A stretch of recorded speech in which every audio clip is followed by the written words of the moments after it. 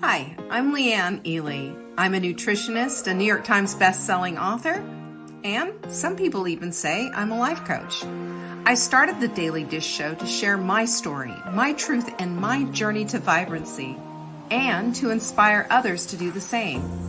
Because it's all about grit, perseverance, and finding a way despite the odds. It's about embracing the whole woman, not just the parts that are easy to love, and feeding her heart, mind, body, and soul. But I found that this isn't just my story, it's your story too. It's go time. This is the Daily Dish. So you want to talk about motivation? Who has all the motivation in the world and it just keeps coming, it just oozes out of your pores? Anyone? No, is probably the answer to that. And you know why? Because motivation is a tough subject and I've got a lot to say about it. So let's get busy. Let's bring TikTok on. It was my bloop, bloop, bloop. I talked a lot this morning. Hello, TikTok, and hello, Saving Dinner. Saving Dinner, everybody on Facebook, YouTube, and TikTok. I'm so glad you're here. We're going to get busy and we're going to be talking about motivation today because motivation is a lot of times the secret sauce to getting things done. However, our biggest mistake when it comes to motivation is our biggest needle mover on all of that is that motivation comes after the fact that you do something. It doesn't come before. Keep that in mind. Plant that little plumb line right there, and let's get busy on all this good stuff here. Okay? I am now live on TikTok, by the way, for those of you who follow me there as well. Hey, guys. So I want to give you something to think about here. Joanne's in the house as well. What if your motivation is there and you just don't know about it? What if you're barking up the wrong tree? What if you're looking in the wrong places? What if you think that motivation is something that just magically appears for some people and for other people, they're just SOL? Huh? What about that? I've got news for you because motivation is already there. It's already inside of you. Every single person has all of a sudden found themselves motivation to get something done when it wasn't there before. Let me give you an example. What if your house was a disaster and you got a phone call from your mother-in-law saying, oh, guess what? We went to such and such. We're only an hour away. How about if we just stop by? Would you just say, oh, I'm just not motivated to clean up, so I think I'll just not do it, and have her come over and see that your house is a pit? Of course not. You're going to run your fanny bone off and you're going to get it all done. That's my whole point, is that motivation, your motivation that was in there, it all of a sudden just got lit up like the 4th of July. Am I right? Can anyone relate? Of course you can. We've all had outside, what we think is outside motivators, light us up inside. And that's my whole point, is that the motivation that you have inside may be laying dormant because maybe you're waiting for something to light you up. And my point is, don't do that, because there are other ways to drive motivation. And we always have to look at it and think, what if I already have it? What if it's already in there? What if it is something that I just need to poke at a little bit? Think about it this way. Dorothy already had what she needed when she was trying to get herself back to Kansas, right? This is what Glenda the Good Witch said to her. She says, you already have what you need. It's an inside job, basically, is what she said. You've always had the power. You just had to learn it for yourself. Let me say this. We all have the power. We all just need to learn it for ourselves. We all need to understand that the power within is the power of motivation. And that is enough to motivate us. And just even when we don't want to, motivation doesn't mean that we're necessarily just going to jump out of bed and say, yes, I want to go clean that toilet today. Not necessarily. Sometimes it's just a matter of saying, you know what? Maybe I'm not feeling abundantly well, but I'm motivated to keep my house clean and tidy because it's easier that way. I'm motivated to do X, Y, and Z because it makes me feel better. Connect the why on why you want something. And believe it or not, you will poke that sleeping bear of motivation and it'll start to come a little bit clearer. So I say motivation always is an inside job. Sometimes it just needs to be poked. And you know what else that Glenda said? And this is something that I think we can also take to the bank. And it's this: it's always best to start at the beginning. And all you do is follow the yellow brick road. And I'm going to say this: we all have yellow brick roads, all of us. So now that we know where to find this motivation, that it's inside of us, that it's not outside running around, waiting to knock on your door or whatever. Now that we understand all of that, what do? We have to take direction, don't we? All of us need to take direction. Do you know of a single solitary soul that doesn't need direction in their lives? We all have GPSs now in our cars. Have you noticed? And doesn't that give you such peace of mind to know that you could tap something into that GPS and figure out where you're going, even if you're lost, because your GPS knows where you are? Isn't that so cool? It gives us such a peace of mind. This is exactly what motivation is. It always knows where you are, and it can always take you to where you want to go. All we have to do is type in where we want to go. That's how we get there. And remember, I'm all about getting goals done. All about it. When you have goals, you have results because you are working your way towards something. We have the Take Back Your Life journal. You can find that at savingdinner.com/journal. And we're working our way through that with our Rising Tide group, which is closed already. But the point is 12 weeks to get results of something that you want. Where do you think the motivation is going to come from? That timeline, that 12-week timeline. It's not like a year where you can just sit there and go, well, whatever, and maybe so. But no, it is happening. Game on. Let's get her done. And when that happens, then we recognize and we realize that direction's right there. We just need to tap into it. So there's some mechanics then for self-motivation. I've got 7 for you. You ready to get going with them? Number 1 is make a list of everything that needs to get done.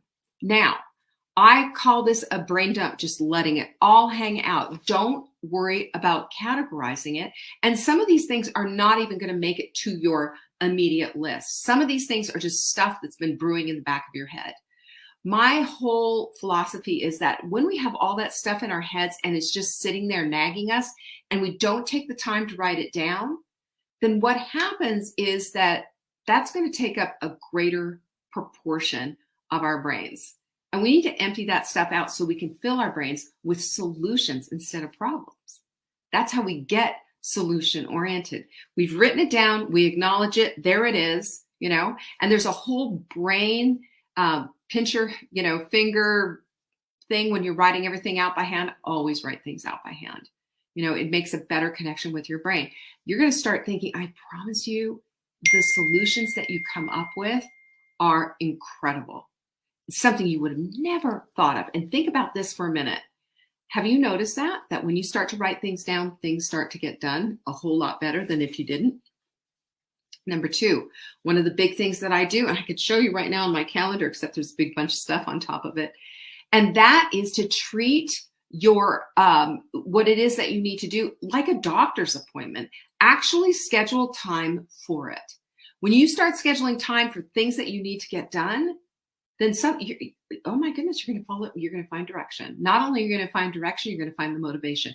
Not only are you going to find the motivation, boy, oh boy, you're going to get the reward, the dopamine reward from doing the thing that you said you were going to do. You will find that you're dependable. You will find that you keep promises that you made to yourself. And let me make you understand something. This is so important, and this is something that hit me like a cosmic 2x4. Breaking little promises to yourself means that all along, then you start to not be able to trust yourself. You don't trust yourself. And if you do not trust yourself, guess what happens? You find that you're not available for the next big thing and you can't figure out why. So these little things that we do and that we write on the list and that we cross off, let me tell you, at the end of the day, when you have a list that's all crossed off, you're going to feel like, hey, I can get things done. I can move the needle in my life. I am motivated. Dopamine hit every time you check something off. And the motivation to keep going, it just adds to the momentum. Motivation and momentum, that's where the magic is. That's where the magic is. Number 3, take 1 minute to just start your brain dump. Just take 1 minute. That's all I'm asking you for. 1 minute and see what happens. And watch as you start to do this, you'll start making deals. Well, okay, yeah, I can do this one. Or yeah, I can do that. I can get this one thing done. It's amazing what happens. There's the motivation there, sneaking its way in. You see how it does that? Number 4 is get me on this, right? Your feelings shouldn't be in charge of you. If we all just did things by feelings, probably half the people in our lives would be dead. No, I'm just kidding. You know what I mean? We would be, we would be in trouble. We'd probably be writing, letters in prison or something. We can't be motivated by our feelings or motivated to action by our feelings either. We need to understand that feelings are fleeting. They should not be in charge. Feelings are fleeting, just like emotion, just like everything. They come, they go, and that's it. Number 5 is that if we focus on solutions, not the problems, we're going to conserve energy. It is mentally fatiguing to think continually on and on and on and on and on and on about a problem. When we think on a problem, we are actually worrying about a problem. The problem will be there. Take the problem, set it aside and say, okay, let's be solution oriented. What do I need to do? What do I need to start on in order to get this thing handled? Because the more time we spend on worry, the more time we say that we don't have a solution, that we're incapable, and that, worry, worry, worry, worry. What does worry do for you? Worry does nothing except eat away your time and erode your confidence in yourself and light fear on fire. Worrying is just a very bad habit. It needs to go. And even if you only worry a little bit, that's like smoking a little bit. Is smoking a good habit ever? Well, only if you smoke a little bit. No, it's not. It's never a good habit. Get rid of it. Dismissed. Yeah? So remember that. Focus on solutions, not the problems. This is where the creativity comes from. You can't do that when you're all focused on problems. It doesn't work.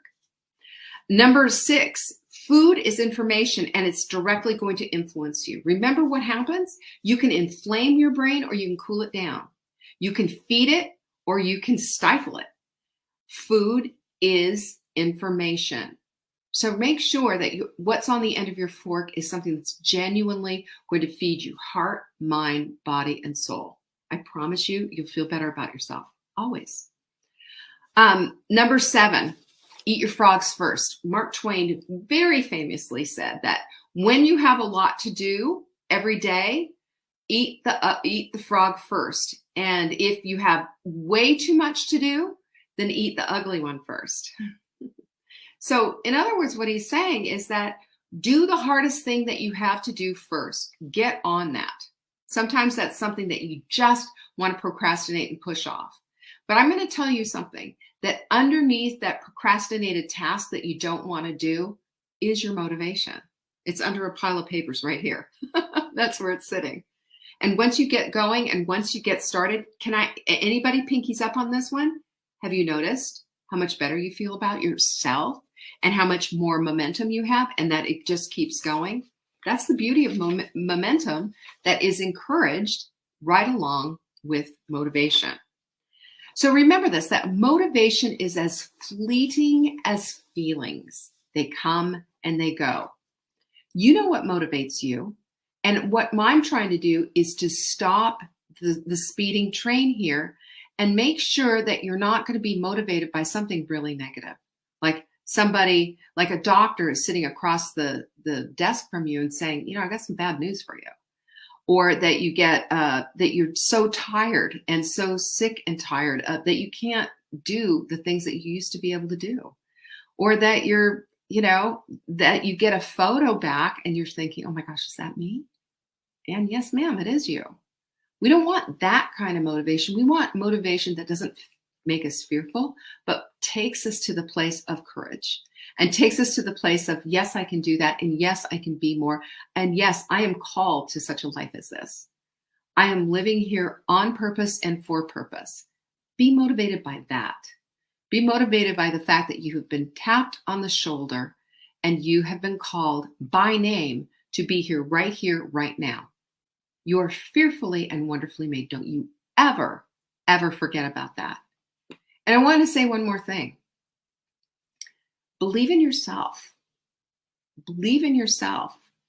Because when you do that and believe in yourself, you're going to start living your life a whole lot more excellently. Not perfectly, because perfect doesn't exist this side of glory, but you are going to find yourself committed, recommitted. You're going to find yourself connected. You're going to find yourself open. You're going to find yourself willing, and you're going to find on the other side of that the life that you so desperately want. It's not off there in the distance and only available for some. It's available for all. And all you got to do is start taking yourself to the next place. The next place. Now, I have a workshop coming up. Have you seen it? It's our Stop the Cravings workshop. The Stop the Cravings workshop, I'm so excited about it. I'm going to bring everything I know about cravings to the forefront. I've shown, we've had viral videos, millions and millions of views, people watching me with the L-glutamine on TikTok and here as well, and on Instagram. L-glutamine is one of the best ways that I know to cut cravings off right at the knees, but there's more. There is so much more. And I can't wait to share all of it with you. It's coming on October 12th at 7 p.m. Eastern. You're going to have to sign up for it. You're going to have to open your wallet for it because this is the ticket. Go get it now. savingdinner.com/cravings workshop.